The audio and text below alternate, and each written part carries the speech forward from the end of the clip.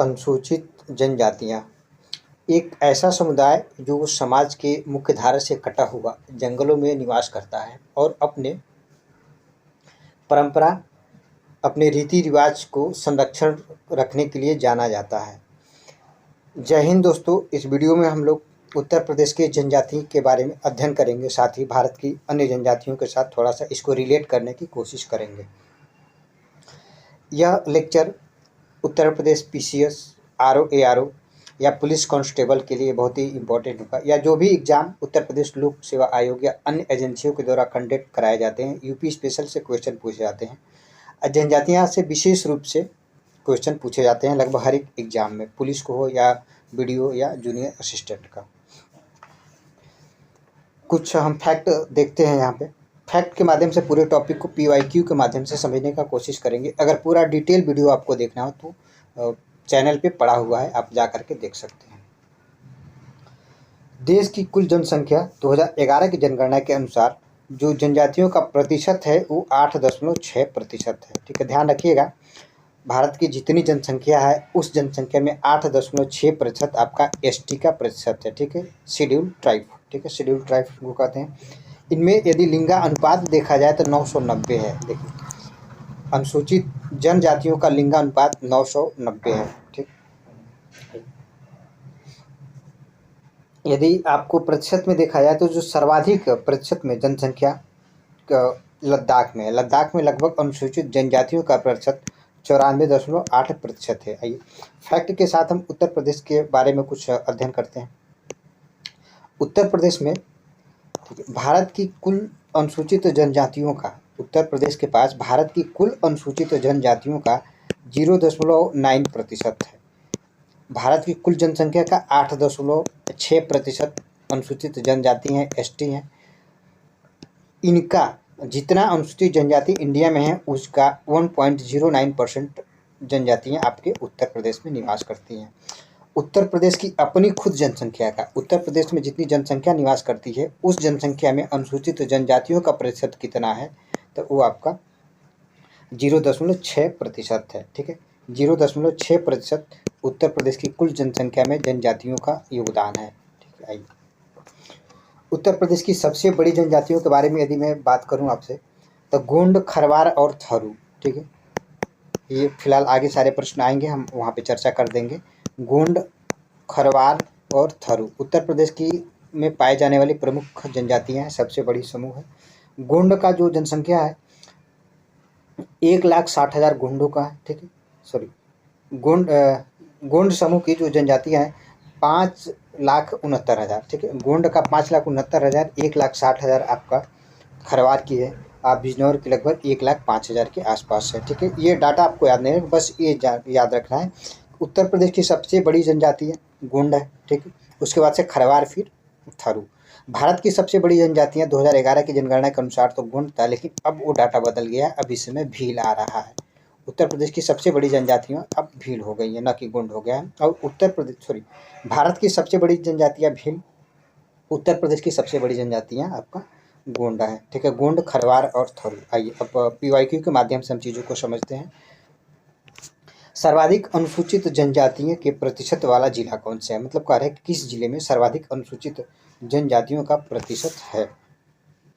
मिर्जापुर, सोनभद्र, खीरी और बिजनौर। ठीक है, तो सर्वाधिक जो अनुसूचित जनजातियों का प्रतिशत वाला जिला आपका वो सोनभद्र हो जाएगा। ठीक है, सर्वाधिक अनुसूचित जनजातियों का प्रतिशत वाला जिला सोनभद्र हो जाएगा।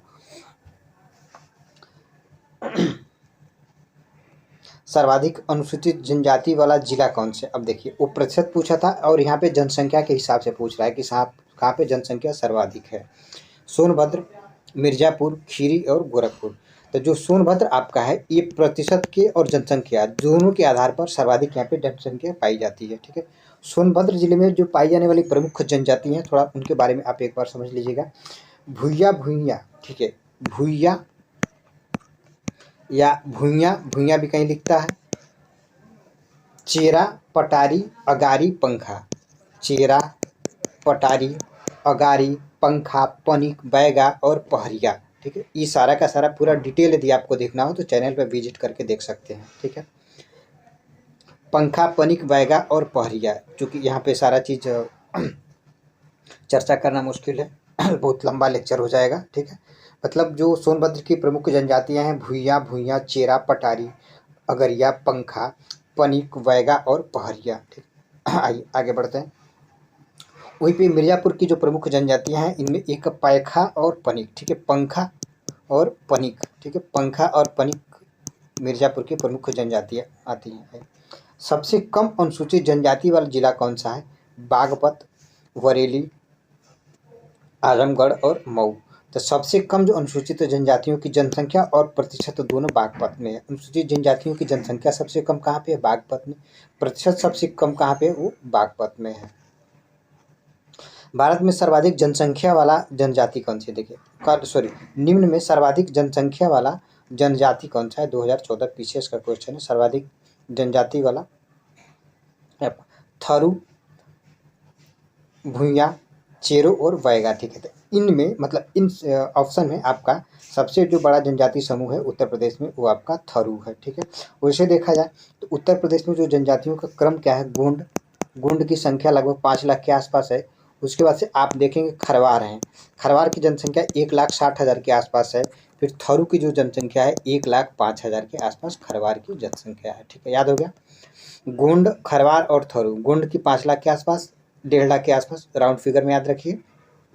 आपका खरवार है और जो कि थारू कहिए, ठीक है, थारू कहिए, इनकी जनसंख्या 1 लाख के आसपास है। अभी आपसे बताया था भुइयाँ, बैगा और चेरा, ये सब सोनभद्र की जनजातियां हैं। निम्नलिखित में से कौन सा सुमेलित नहीं है? खरवार ललितपुर कह रहा है, बोक्सा बिजनौर, ठीक है, खरवार ललितपुर, बोक्सा बिजनौर, बैगा बहराइच और थारू बाराबंकी, ठीक है। तो जो बोक्सा जनजाति है, ठीक है, ये आपका बिजनौर में मिलती है, ठीक है। सही सुमेलित पूछ रहा है, वही गड़बड़ हो गया। सही सुमेलित पूछ रहा है। जो बोक्सा जनजाति है वो आपका बिजनौर में, ठीक है। थारू आपका बाराबंकी में नहीं, थारू सोनभद्र के आसपास है, ठीक है। बैगा आप अभी देखें सोनभद्र में, खरवार भी आपका सोनभद्र में मिलती है, ठीक है। ललितपुर में खरवार नहीं है। ललितपुर में विशेष करके ललितपुर में पाई जाने वाली एक जनजाति है, वो सहरिया है, ठीक है।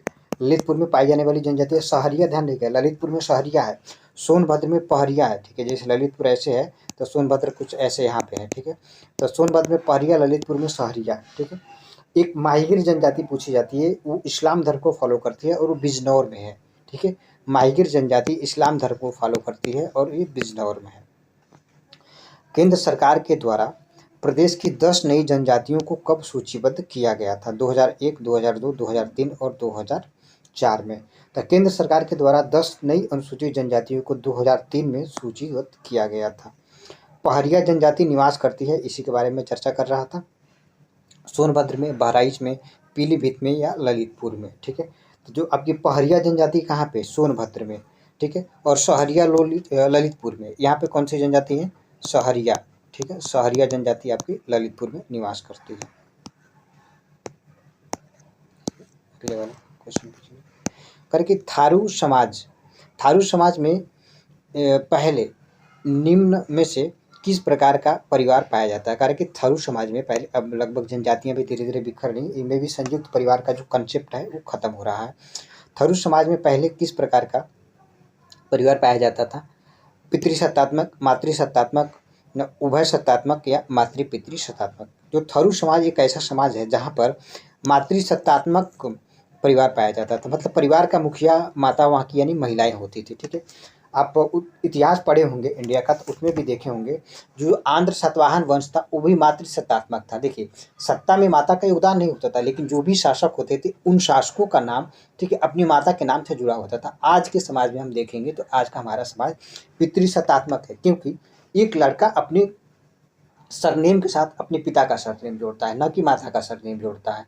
अगर लव मैरिज है, दोनों लोगों का कुल अलग अलग है, अलग अलग समुदाय से दोनों लोग आते हैं, तो लड़का अपने साथ अपने पिताजी का सरनेम जोड़ता है, ठीक है। या तो कोई भी अपने नाम के साथ अपने पिताजी का नाम जोड़ता है, न कि माताजी का नाम। तो जो थारू समुदाय है और एक आपका सातवाहन है, ठीक है, जो सातवाहन समुदाय था वो भी अपने साथ अपने माताजी का नाम जोड़ता था, मतलब ये मातृसत्तात्मक समाज थी।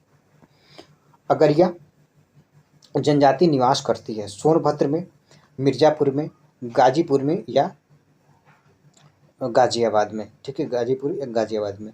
तो जो अगरिया है ये विशेष करके आपका सोनभद्र में निवास करती है, ठीक है। एक बार और थोड़ा अगर इसके बारे में हम देख लीजिए, सोनभद्र के बारे में। यहाँ पे बहुत सारी जनजातियाँ हैं, जनसंख्या की दृष्टि से और प्रतिशत की दृष्टि से सोनभद्र में जनजातियों का वर्चस्व है, ठीक है। भूइया, ठीक है, भूइया,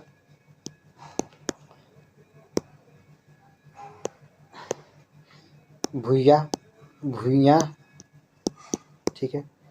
चेरा, चेरा भी यहाँ पे एक जनजाति निवास करती है। चेरा, पटारी, पटारी, पनिक, ठीक है, पनिक, अगरिया, अगरिया, ठीक है, ये अगरिया आपसे पूछा था, अगरिया भी यहाँ की है। पंखा, वैगा और पहरिया, पंखा, वैगा, पहरिया, ठीक है। मिर्जापुर में दो मुख्य जनजातियाँ थी, पंखा और पनिक, ठीक है। पंखा और पनिक मिर्जापुर की प्रमुख जनजातियाँ हैं।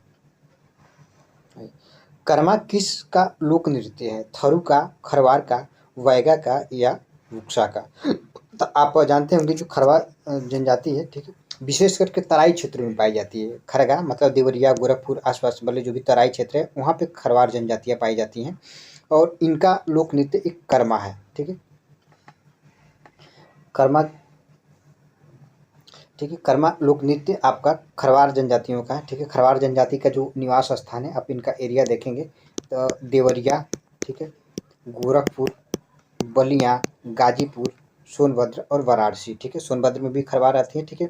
और जो कर्मा नृत्य विशेष रूप से ये जो सोनभद्र वाली जनजातियाँ हैं, मतलब खरवार जो सोनभद्र में मिलती हैं, इनके द्वारा विशेष रूप से प्रैक्टिस किया जाता है कर्मा नृत्य। कर्मा नृत्य आपका कहाँ का है? सोनभद्र का या पूर्वी उत्तर प्रदेश का, ठीक है। आइए भुक्सा के बारे में देखे थे, भुक्सा बिजनौर में, बैगा यहाँ पे आपका ये भी सोनभद्र में ही बैगा है। और थरू आपकी जनजाति है कहाँ पे? ये भी आपका सोनभद्र में निवास करती है।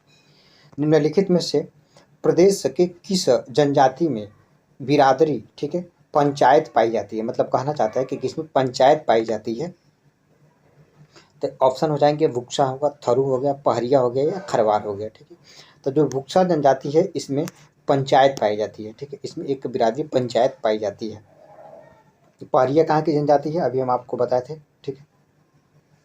पहरिया, ठीक है, पहरिया कहेगा तो सोनभद्र, पहरिया कहेगा तो सोनभद्र, ठीक है, सॉरी, पहरिया कहेगा तो आप ललित, हाँ सोनभद्र, ठीक है। पहरिया ललितपुर, सहरिया कहेगा तब सोनभद्र, सहरिया सोनभद्र, ललितपुर, सहरिया ललितपुर, पहरिया सोनभद्र। खरवार, थरू, भुक्सा आप देखिए। निम्न में से कौन सुमेलित सही है? ठीक है, कौन सही सुमेलित है? भोटिया बाराबंकी में, भुक्सा बिजनौर, राजी गोरखपुर, ठीक है, और आपका थरू बादा में। तो जो भुक्सा जनजाति ये बिजनौर में निवास करती है, कई बार हम सकें भुक्सा जनजाति बिजनौर में निवास करती है, ठीक है।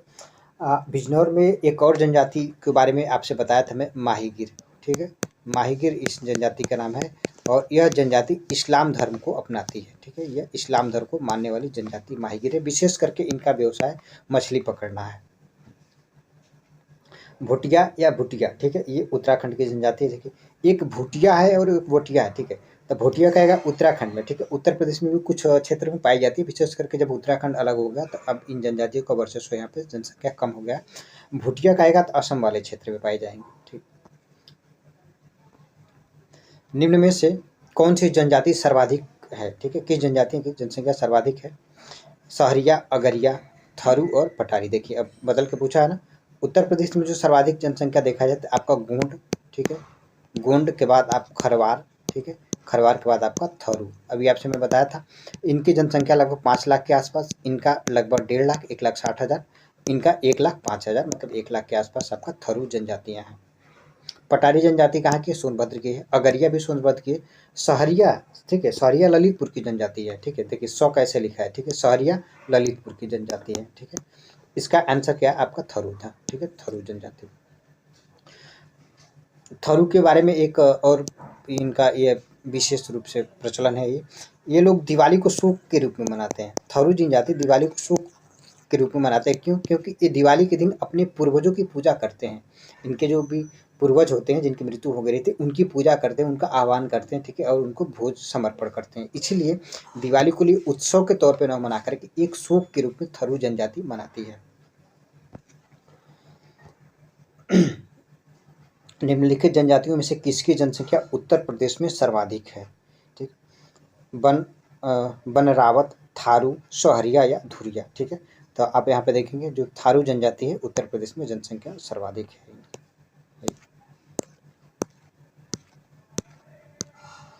भारत सरकार द्वारा प्रदेश की 10 नई आदिवासी अनुसूचित जनजातियों के रूप में सूचीबद्ध किया गया था। ठीक है, तो ये आप अभी देखे थे 2004, 2003, 2002 या 2001 में। तो उत्तर प्रदेश सरकार के अनुरोध पर जो है कि 2003 में 10 नई अनुसूचित जनजातियों को उत्तर प्रदेश शामिल किया गया था। निम्नलिखित में से कौन सी अनुसूचित जनजाति बिजनौर में निवास करती है? ठीक है, ध्यान दीजिए, बिजनौर में निवास करती है बैगा, खरवार, बोक्सा या थारू। ठीक है, तो बोक्सा कहिए या बुक्सा कहिए, ठीक है, कहीं बोक्सा लिखेगा कहीं बुक्सा लिखेगा। ठीक है, तो ये आपका बिजनौर में निवास करती है। बिजनौर में निवास करने वाली एक माहीगिर के बारे में आपसे मैं चर्चा किया था। ठीक है, माहीगिर ये भी आपका बिजनौर में ही निवास करती है। निम्नलिखित जनपदों में से बोक्सा, ठीक है, जनजाति कहाँ पाई जाती है? ठीक है, बोक्सा कहिए, बुक्सा कहिए। ठीक है, ये आपका बिजनौर, आगरा, बहराइच, लखीमपुर खीरी, बिजनौर, मिर्ज़ापुर, सोनभद्र, ललितपुर या जालौन। तो जो आगरा और बिजनौर दोनों में आपकी बुक्सा जनजाति या बोक्सा जनजाति निवास करती है। उत्तर प्रदेश की सर्वाधिक जनसंख्या वाली जनजाति कौन सी है? थारू है, बुक्सा है, बैगा है या अगरिया है। ठीक है, तो इस ऑप्शन में भी आपका थारू जनजाति तीसरे नंबर पे आती है। ठीक है, लेकिन ऑप्शन के हिसाब से ये पहले नंबर पे हो जाएगा। अगरिया, बैगा, भुइया जनजातियां मुख्य रूप से पाई जाती हैं। ठीक है, SDI ये 2020 का क्वेश्चन है। देखिए, ये सारी जनजातियों के बारे में अभी हम आपसे पहले ही डिस्कस किए थे। अगरिया, बैगा और भुइया ये सब की सब अम्बेडकर नगर, जालौन, ठीक है, सोनभद्र और ललितपुर। ठीक है, ध्यान दीजिएगा, ये जो कि सोनभद्र की जनजातियां हैं। ठीक है, ये सब सोनभद्र की जनजातियां हैं। जालौन एक ऐसा उत्तर प्रदेश का शहर है जहाँ पे कोई जनजाति नहीं है। ठीक है, कोई जनजाति नहीं है यहाँ पे जालौन में। ठीक है, ये कोई जनजाति जालौन में नहीं है। निम्नलिखित में से कौन सी जनजाति उत्तर प्रदेश के वाराणसी जिले में नहीं पाई जाती है? ठीक, उत्तर प्रदेश के वाराणसी जिले में नहीं पाई जाती है। चीरो, गोंड, खरवार या सहरिया।